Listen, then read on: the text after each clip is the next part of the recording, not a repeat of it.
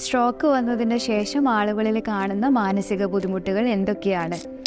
ഏറ്റവും കോമൺ ആയിട്ട് കണ്ടുവരുന്നത് ഡിപ്രഷനും ആൻസൈറ്റി, അതായത് ഉത്കണ്ഠയുമാണ്.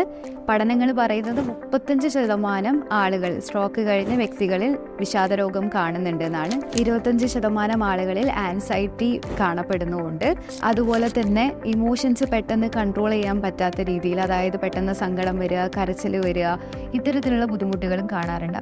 പെട്ടെന്നുണ്ടാവുന്ന ദേഷ്യം, സങ്കടം, പൊട്ടിത്തെറിക്കുന്ന സ്വഭാവം, ഇത് പലപ്പോഴും കാണപ്പെടുന്നത് കോഗ്നിറ്റീവ് ഇമ്പയർമെൻറ്റും അതുപോലെ തന്നെ സ്പീച്ചിന് ബുദ്ധിമുട്ടുള്ള ആളുകളിലുമാണ്.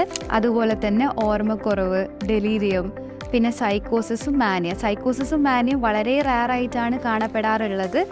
ഇത്തരത്തിലുള്ള ബുദ്ധിമുട്ടുകൾ കാണുവാണെങ്കിൽ ഇതൊരു പ്രൊഫഷണൽ ഹെൽപ്പിലൂടെ തന്നെ നമുക്ക് തിരിച്ചറിയാൻ പറ്റുള്ളൂ. അസസ്മെൻ്റ് എടുത്ത് പ്രോപ്പറായിട്ടുള്ള ഐഡൻറ്റിഫൈ ചെയ്ത് ഇതിന് വേണ്ടിയിട്ടുള്ള കാര്യങ്ങൾ